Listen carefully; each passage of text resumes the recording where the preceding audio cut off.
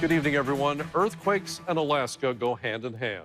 We don't know when the next big one will hit, but we know to expect them and we prepare for them. But the tsunami risk, at least to Anchorage, is less understood, but that is changing. New research released just today now explains the risk to Alaska's largest community. This week, Chief Meteorologist Melissa Fry is going to show us the potential impacts, where the newly understood threats lie in Alaska, and how you should respond if a warning is issued. Anchorage is known for its views of the mountains and the water. We know earthquakes are common here and tsunamis are not. But could they be? There are more than 50 Alaskan communities that have detailed tsunami inundation maps. Research and modeling has been done. These communities know the areas at risk of a potential tsunami and are hopefully prepared. But until this week, Anchorage was not on that list. The reason? Myths and misunderstandings. Thinking about all these years when people thought that Upper Cook Inlet is immune to tsunami hazards, so I couldn't find a single good argument why it's immune to tsunami impacts. NOAA awarded a grant to the Department of Homeland Security and Emergency Management to do the work. Low tide here. And now this team of scientists has proof Anchorage is not immune to tsunamis. We learned many new things that could happen, just below the seafloor of the Gulf of Alaska. Modeling 16 hypothetical earthquakes revealed several scenarios where a tsunami inundated sections of Anchorage.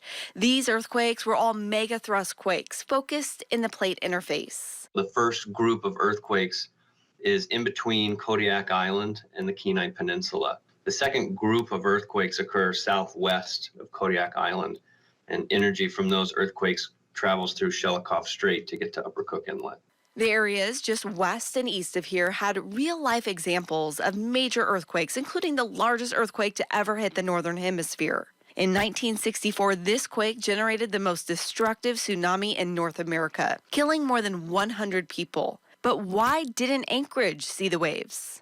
Turns out it did. But it came at 2 a.m. and it came on low tide, but it was pretty substantial. It was about 3 meters, which is like 10 feet high. And if it happened at high tide during daytime, it would be noticeable. With Anchorage's extreme tidal ranges, timing is everything. What's going to be crucial when the next big earthquake happens in these parts of the subduction zones is what will the tide in Upper Cook Inlet look like in about 4.5 hours. Upper Cook Inlet has the highest tide change in the U.S., with tidal ranges averaging around 30 feet. That means a tsunami can enter with the tide, making the impacts far greater, or against the tide, minimizing how far the water will travel. What about the myth that Cook Inlet is too shallow for a tsunami? The depth only affects the propagation speed, which means that in shallow water, tsunamis propagate slower. It just means that it will reach Anchorage later rather than sooner. This is a map of the expected inundation zones, the areas that could be underwater, assuming a large earthquake happens in the right place at the right time. Most of the inundation we see along the coastlines are where we have water bodies or rivers flowing in. So in Anchorage proper, that's Westchester Lagoon and Ship Creek areas. That's the Eagle River flats, the mud flats at the head of the arm, Goose Bay across the way, and then down in Jernigan Arm, it's the Potter Marsh area, the mouth of the 20-mile river near Portage. We need to get prepared, because if it's not going to happen during our lifetime, it will definitely happen during our children's lifetime or grandchildren's lifetime. And this team of researchers hopes anyone living or visiting here will know the hazard areas. They'll understand the warnings, and they'll know when and where to evacuate. From Anchorage, I'm Melissa Fry, Alaska's news source. You're watching Alaska's news source. Good evening, everyone. It's a danger many of us thought Anchorage would never have to face. We're talking about the threat of a tsunami. As Chief Meteorologist Melissa Fry reported last night, for the very first time, scientists have research showing that there is a tsunami threat to Anchorage and Upper Cook Inlet. That includes the Port of Alaska, areas along Ship Creek, near Westchester Lagoon, and the low-lying areas of Jernigan and Knik Arms. Well, tonight, Melissa is going to take a closer look at the risk to the Port of Alaska. While most of Anchorage sits up about 100 feet or higher, here along the inlet, the elevation is closer to zero. Now, when it comes to tsunami danger, your elevation and your distance from the water determines much of your risk. New research proves for the first time it is possible for a tsunami to reach the Upper Cook Inlet. And thanks to a group of researchers here in Alaska, we also know where the water would go and how long it would take to get there. Sitting inside that inundation zone, about 125 acres, that is the Port of Alaska. Jim Jager, Deputy Director of Resiliency at the port, says he's not concerned about people getting to safety during a tsunami. The scenarios that I've seen, we have hours of warning time, and you can get up the hill and out of the tsunami range in hours. The more interesting question is what happens to the physical port. About 3/4 of the food and consumer goods consumed statewide crosses this dock. And if shut down, he says you'd notice it right away. The state says somewhere between 6 and 10 days until we would be more or less out of food. And beyond the docks, there is a lot more here. We have all these yards with all these containers that if you have a tsunami come in, they're going to wash somewhere. Potentially creating their own path of destruction. This port is also a main storage facility for fuel and cement. We have 60,000 tons of cement storage here at the port. If that cement gets wet, cement and water, not a good combination.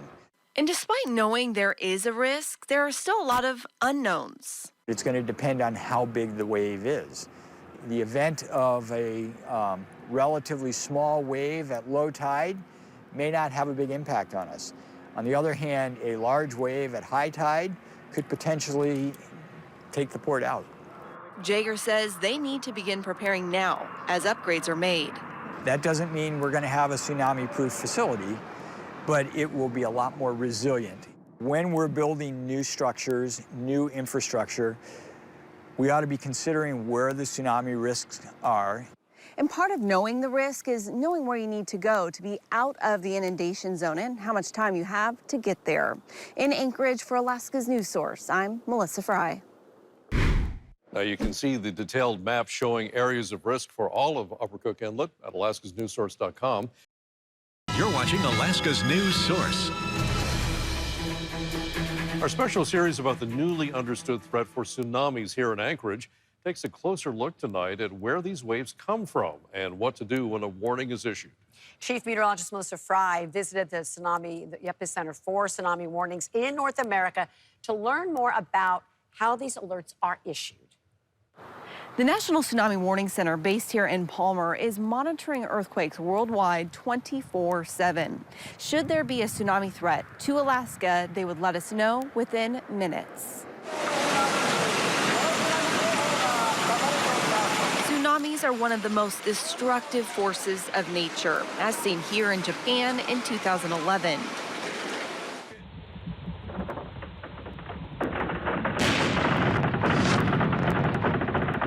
The waves are born when the ocean floor below miles of water is violently moved.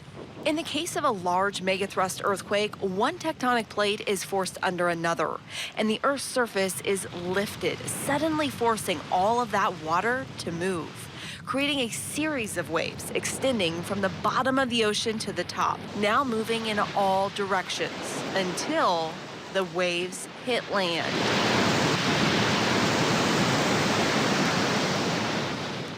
And in just a matter of minutes, a destructive wave could reach coastal areas of Alaska and all the way down the U.S. West Coast. Here at the National Tsunami Warning Center, they check every quake. The computer sounds the alarm,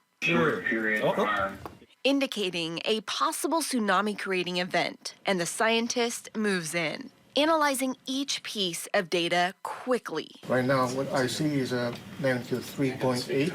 What we want to do is find out, is this a big enough earthquake? Is it one that can move enough water? Is it in deep enough water? And then how much time do we have to tell people to get out of the way? If the quake is in the right place and big enough to create a tsunami, the warning or advisory is issued. But the initial details are limited. From the time where the water changes underneath or above the earthquake to the time the water is reaching a dart buoy or a coastal tide sensor could take 60 to 90 minutes. And that's a long period not to know if there's a damaging tsunami coming to your coastline. The more time goes on, the more details they have and the forecast is refined.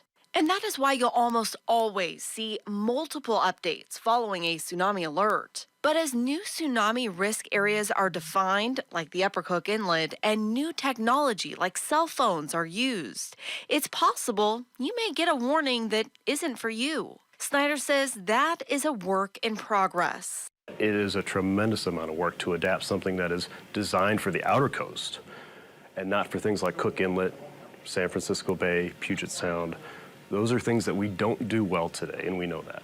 And until those systems are upgraded to avoid any confusion, he says stay alert, know your risk, and evacuation routes. You should know if you're near the coastline anywhere in Alaska, know where you need to go in case you get a tsunami alert of any kind.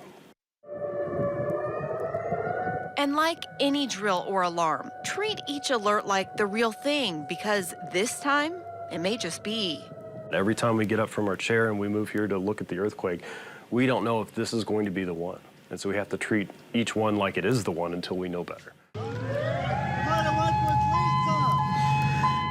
Okay, there's a tsunami warning. The threat for destructive tsunamis in Alaska is real, now including also for portions of Anchorage and the Upper Cook Inlet.